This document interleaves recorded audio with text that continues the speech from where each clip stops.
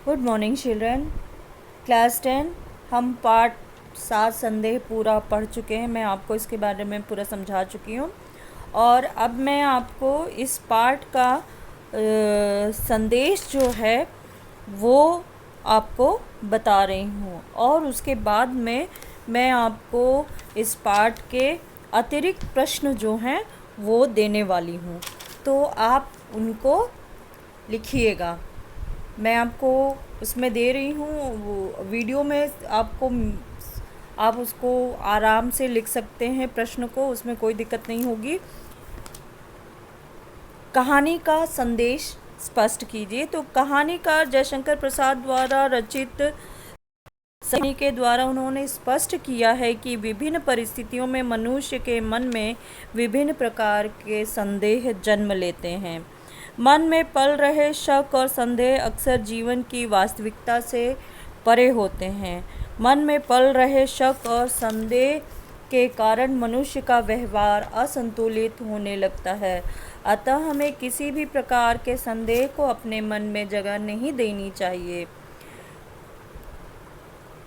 बल्कि उसका निवारण समाधान तुरंत करना चाहिए। संदेह से उत्पन्न होने वाले परिणाम घातक होते हैं जो जीवन के लिए संकट पैदा करते हैं। तो ये उस पाठ का संदेश हो गया। अब देखिए बच्चों, इसमें मैं पहला जो आपको पंक्ति देने जा रही हूँ और उसके ऊपर प्रश्न है। तो पहला उसका वाक्य है जो वो मैंने पाठ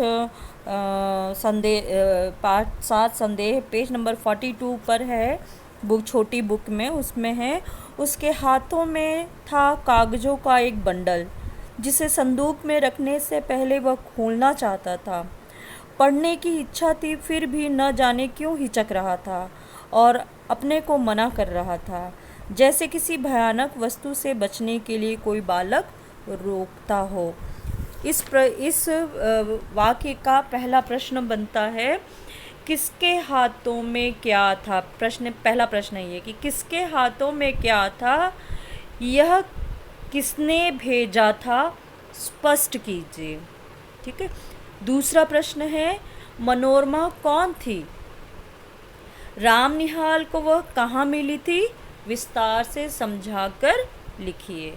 तीसरा प्रश्न है, मनोरमा ने राम निहाल को वे पत्र किस लिए लिखे थे, पढ़ने की इच्छा होने पर भी राम निहाल बंडल को क्यों नहीं खोल पाया।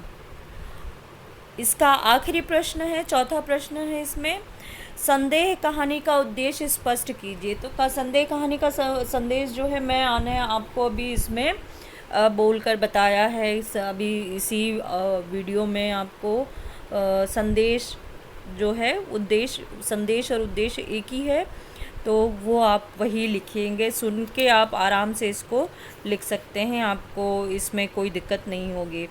ठीक है। अगला इसमें जो प्रश्न है वो है कि उसके बाद में है पेज नंबर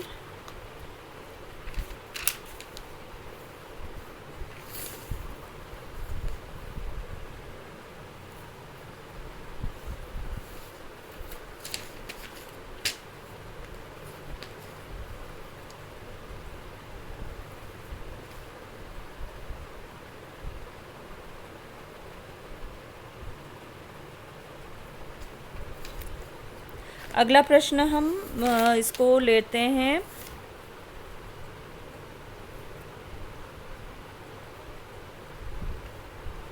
उसके बाद में है पेज नंबर 44 पर है, मेरी महत्वाकांक्षा, मेरे उन्नतिशील विचार मुझे बराबर दौड़ाते रहे। मैं अपनी कुशलता से अपने भाग्य को धोखा देता रहा। यह भी मेरा पेट भर देता था। कभी कभी मुझे ऐसा मालूम होता था कि यह दांव बैठा कि मैं अपने आप पर विजयी हुआ और मैं सुखी होकर, संतुष्ट होकर चैन से संसार के एक कोने में बैठ जाऊंगा। किंतु वह मृग मरीचिका थी। इसका ये संदर्भ पेज नंबर 44 पर पहला ही पैराग्राफ है। ये गद्य की पंक्तियां हैं और इसके ऊपर प्रश्न जो हैं वो इस तरह से हैं कि पहला प्रश्न है इसमें, श्रोता के वक्ता के बारे में क्या विचार हैं। श्रोता के वक्ता के बारे में क्या विचार है।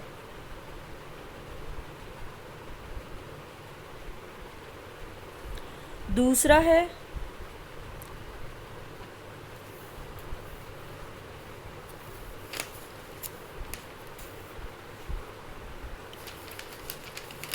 दूसरा प्रश्न है, यहाँ किसके बारे में बातें की जा रही है।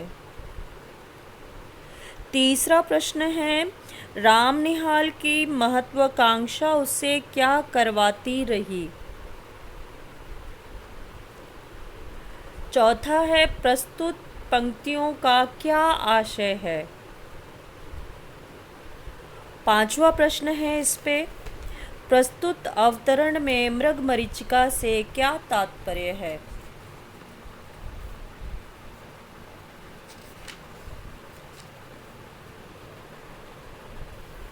ठीक है, अब इसके बाद में है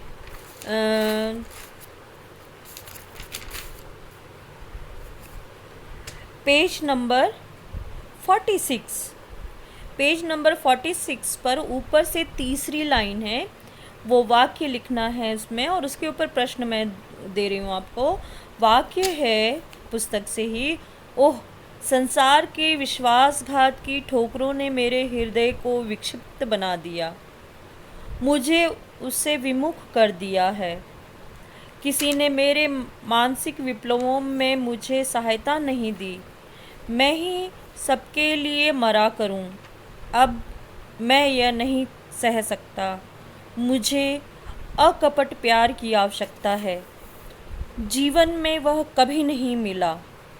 ठीक है, और उसमें पहला प्रश्न बनता है कि वक्ता के इस कथन से हमें किस बात की झलक मिल रही है। वह किससे अपनी बात कहना चाहता है। दूसरा प्रश्न है इसका, मानसिक विप्लवों से क्या तात्पर्य है, ये हमें क्या नुकसान पहुंचा सकते हैं, वक्ता के संदर्भ में बताइए। तीसरा प्रश्न है इसका, मोहन बाबू का परिचय देते हुए बताइए कि उन्हें किस प्रकार और क्यों संदेह है।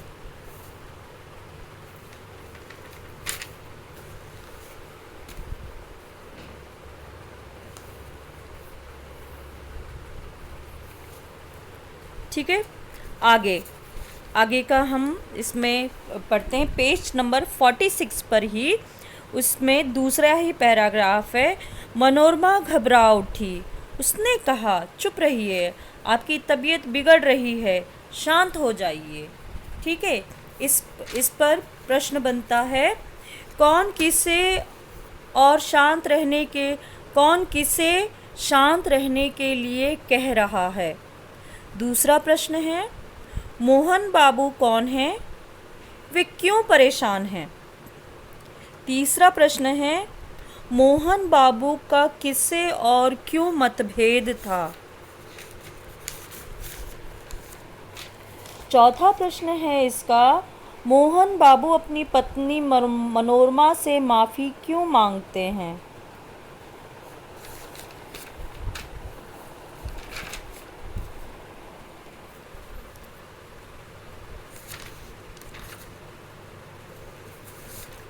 आगे हम इसमें देखेंगे कि आगे का है अगला भाग। पेज नंबर 48 पर नीचे लास्ट का पैराग्राफ है, उससे ऊपर वाले पैराग्राफ में राम निहाल हतबुद्धि अपराधी सा श्यामा को देखने लगा, जैसे उसे कहीं भागने की राह न हो। इसका पहला प्रश्न है, राम निहाल किस संदेह से ग्रसित है। इसका दूसरा प्रश्न है, राम निहाल हतबुद्धि क्यों हो गया। तीसरा प्रश्न है, श्यामा ने रामनिहाल को क्या सुझाव दिया? ठीक है।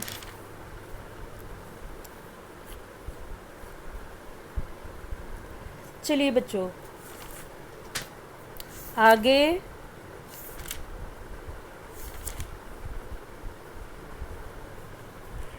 आगे पेज नंबर देखिए 43 पर पहला ही पैराग्राफ है, तुमसे अपराध होगा, यह क्या कह रही हो? मैं रोता हूँ, इसमें मेरी ही भूल है, प्रायश्चित करने का यह ढंग ठीक नहीं, यह मैं धीरे धीरे समझ रहा हूँ, किंतु करूँ क्या, यह मन नहीं मानता। इसके ऊपर प्रश्न है, श्रोता के वक्ता के बारे में क्या विचार हैं? दूसरा प्रश्न है, रामनिहाल के रोने का क्या कारण है? ठीक है, ये 2 प्रश्न इसमें बनते हैं। तो बच्चों आप इन प्रश्नों के उत्तर करिएगा और अगले में मैं कोशिश करूँगी कि आपके और भी प्रश्नों के समाधान कर सकूँ। आगे मैं आपको और भी इसका प्रश्न दूंगी। एक तो इसका सबसे बड़ा प्रश्न होगा, अगले इस भाग में मैं आपको करवाने की कोशिश करूँगी, नहीं तो मैं आपको हिंदी 1 कराऊँगी। ठीक है, अपना ध्यान रखिए, काम पूरा करिए।